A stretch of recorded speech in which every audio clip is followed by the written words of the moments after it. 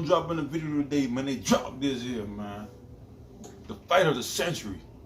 I want you in that corner, and you in that corner. I want a fair fight. I don't want nobody putting any dirty tricks. Oh man, this is gonna be a doozy, bro. You talking about? Man, I ain't gonna lie to you. You know how long I waited? You know how long? You know how much I prayed on a Michael versus Jason? Come on, man. It's been years in the making, man. Years. I mean, it's the closest thing we got so far, man. I'm excited for that. So, oh man, I had to make me a video today. Now I know what y'all thinking. What happened to all the videos? What's going on? What have you been up? I told y'all, man. I got a big surprise for y'all coming up, man. We working on it. You know, I can't say too much, but soon I'm gonna give y'all some more details. But right now I can't say. I gotta keep it on the low. Can't say too much. But anyways, let's get into the video. Before I do that, I know y'all wanna ask me, man, who do you think gonna win? It's tough. It's tough. It's real tough. I'm not gonna lie to you, man. You talking about both of these dudes got a body count, dude. That's up. That's crazy, bro. I can't even. I think at first Jason had a higher body count, and then with all these remakes, bro, they made Michael OP. They made this man just he killed the whole town of people, bro. Like he killing everybody. He killed the whole mall, bro. Like that's how you beat that. They both supernatural. They both strong as hell. I mean, take your pick, man. It's like that Jordan versus Michael debate. Like, who do you think is the GOAT? Like, it's you can't go wrong with either one, bro. Like, it's really. I mean, damn. I don't know, bro. Who am I going to pick? Damn, dude. I love Michael's theme song, bro. I'm not gonna lie to you. But Jason, dude. I think growing up, Jason was my favorite. Growing up, it had to be Jason. But now I'm messing with Michael more. So it's like, it's tough, bro. It's tough. I don't know. Y'all drop in the comment section if y'all think gonna win. I'm gonna go with my boy. Whew, it's tough, man. I don't know. I think Jason's the underdog in this one. I think everybody messing with Michael, so I'm gonna go with the underdog. I like going with the underdog, man. I'm going with Jason. You know what I'm saying? But without further ado, let's get right into it. Yeah. Wait. Gotta do the intro. It's your boy No All Season in the building with another bang. You know what time it is. You know how we rock. Let's get right into it.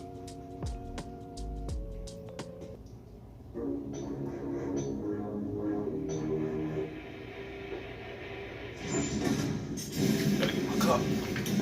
Prepare yourselves. It's time we tell the tale of Crystal Lake's masked murderer, Jason Voorhees, and the horrifying boogeyman of Haddonfield, Michael Myers. He's Wiz and I'm Boomstick. And it's our job to bring terror and fright on this Halloween night on Death Battle.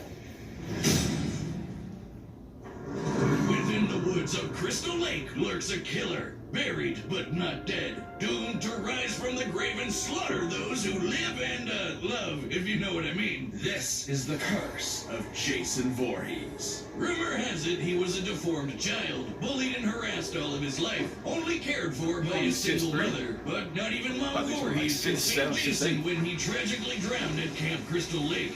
Or did he? Over time, Crystal Lake became wrought with strange disappearances and violent deaths, including the camp counselors who should have been watching Jason when he drowned all those years ago. Someone or something, ...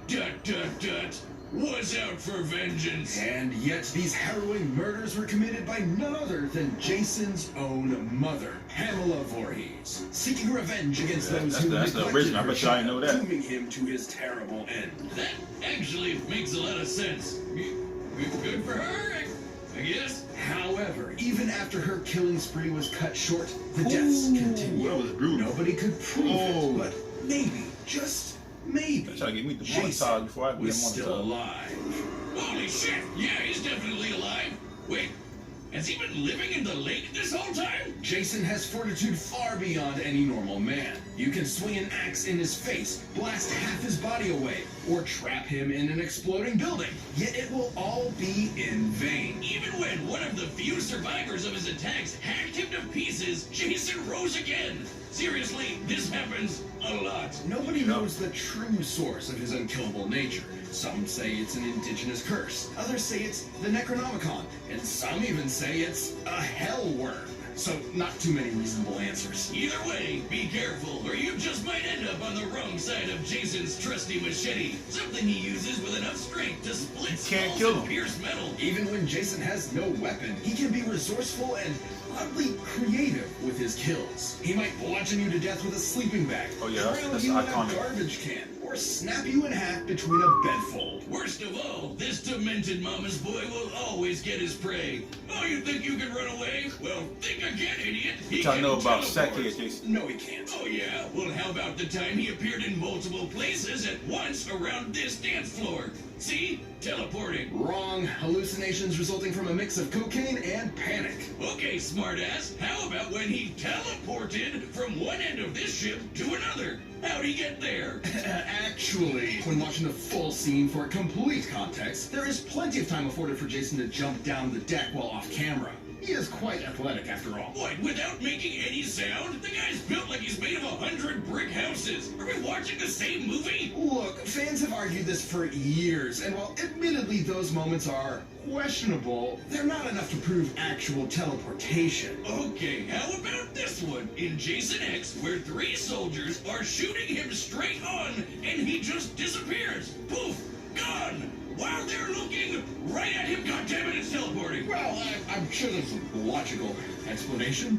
I just stared at this scene while processing 900 trillion frames per second, and Boomstick is correct. Ha! Also, now my eyes are broken. Joy. No, Jason can actually teleport in the video game, so I believe it. I suppose teleporting would explain how, despite his hulking size, Jason can move with ghostly silence and pick off victims one by one. Are you sure about this, dummy? Dummy?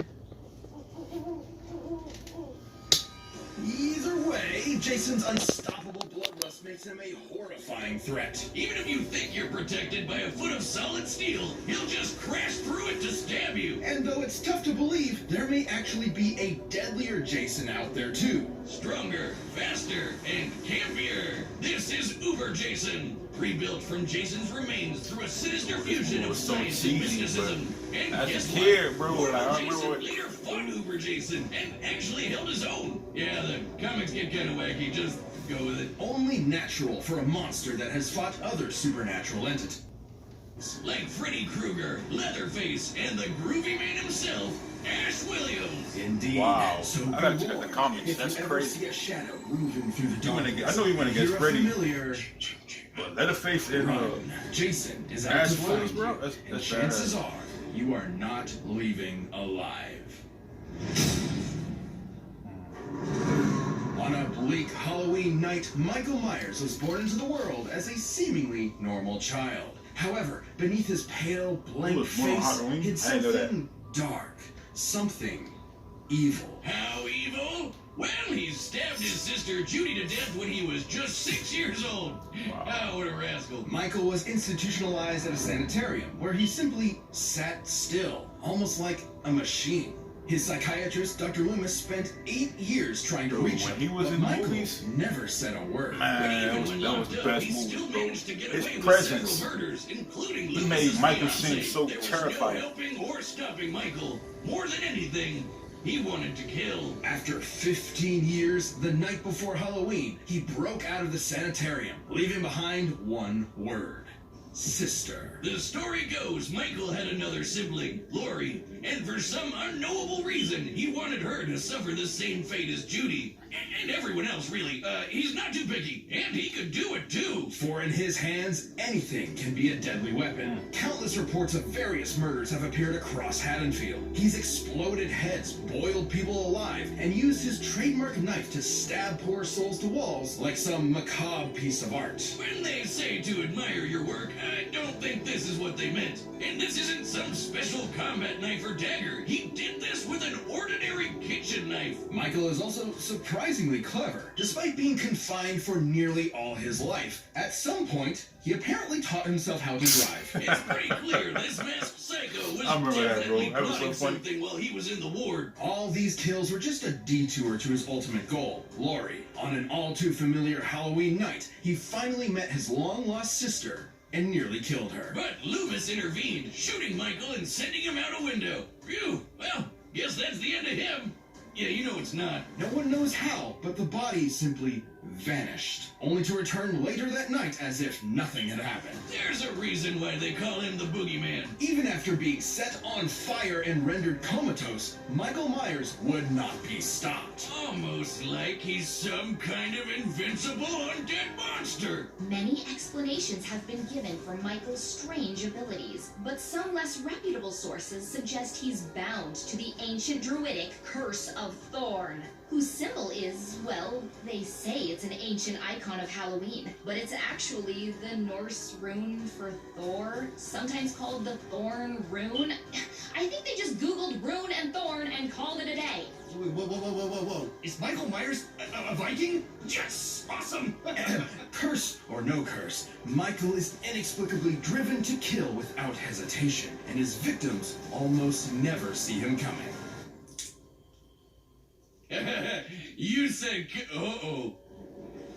Well, explaining Michael away with a vague curse is nothing more than a crutch for the truth. The fact of the matter is, no one knows why he is so cruel, so violent, so unstoppable. He just is. At the end of the day, evil gives no explanation, only despair. Michael thrives not just on the satisfaction of murder, but the fear it inflicts in others. Even scarier, his kills are done with surgical precision. He can murder you as quickly or slowly as he wants. This guy knows exactly what he's doing with that kitchen knife. He's like a hibachi chef of death. And yet, his attacks were almost brought to an end by Laurie herself. But when the time came for the final blow, Michael proved his intelligence and wit by faking his own death using a body double. All while getting his sister to commit murder for him. Honestly, I'm kind of impressed. He's also either impossibly sneaky, or he can use teleportation. Because he once moved through a yard full of motion sensors without setting off a single one.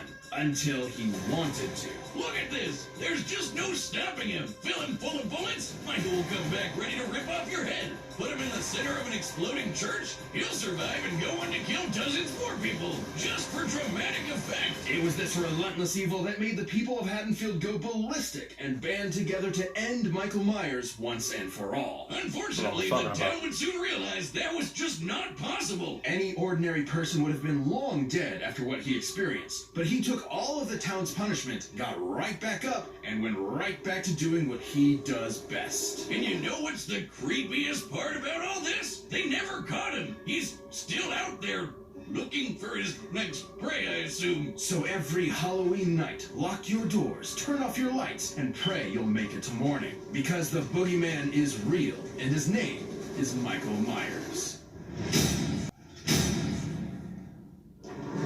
Alright, the Let's tales get have it been on. told and terror runs free. Let's see which monster will stalk another day. It's time for a spooky death battle!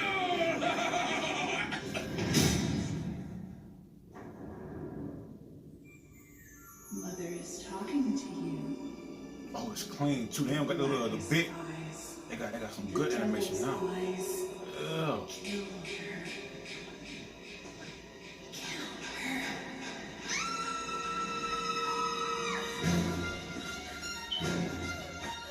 Oh, this is clean. They're using the video game animation.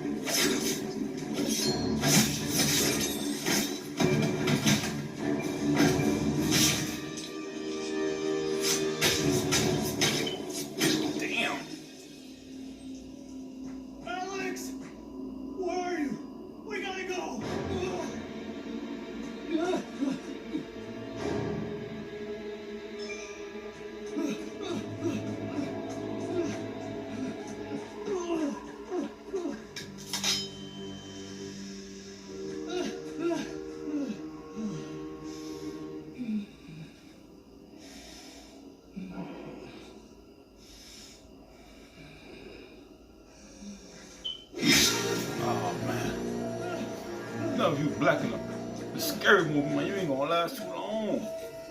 I know how that go already. Get up out of there, black man.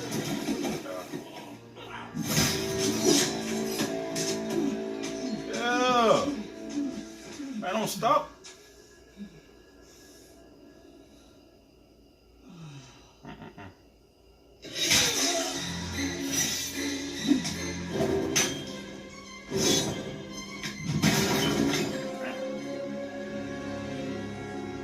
Kill him, Jason.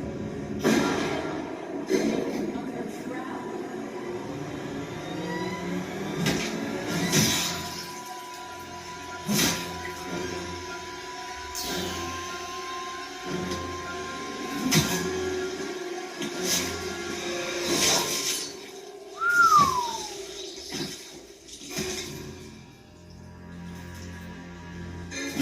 Woo. Woo. You ain't coming back for that.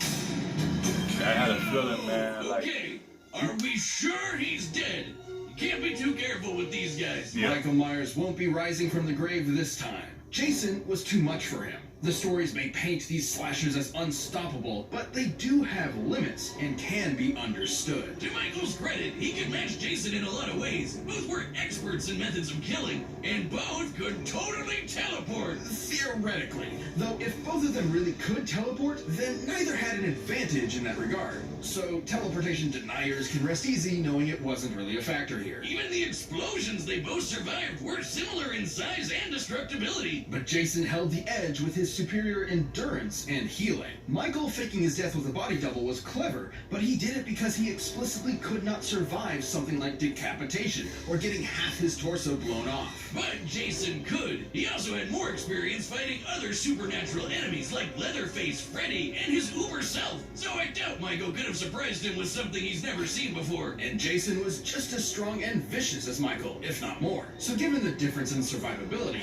he had a much better chance of striking Michael down first. In a battle between two unkillable monsters, it's only natural it would come down to who was more unkillable. After being ripped to pieces, Michael can now rip in peace. Right, Jocelyn? Jocelyn? Hello? The winner is Jason Voorhees. Thank you for watching. Yeah. Like I said, man, I'm going for the underdog. But I'm not gonna lie. Once they was doing not prelim, once they were breaking down their abilities and everything, and I got to relive and see some of those old movies and see how unkillable Jason really was. Like, Michael won't stand a chance. What Michael gonna do? Stab him 50 times? Jason done been blown up, got shot a billion times, done took decapitation, done you name it, bro. They did everything to Jason, bro. Like, you can't kill him, man. Yeah, so hope y'all enjoyed that reaction. If y'all did, man, go ahead and smack that like button, man. Hit that subscribe button, you know what I'm saying? With the violence. Yeah.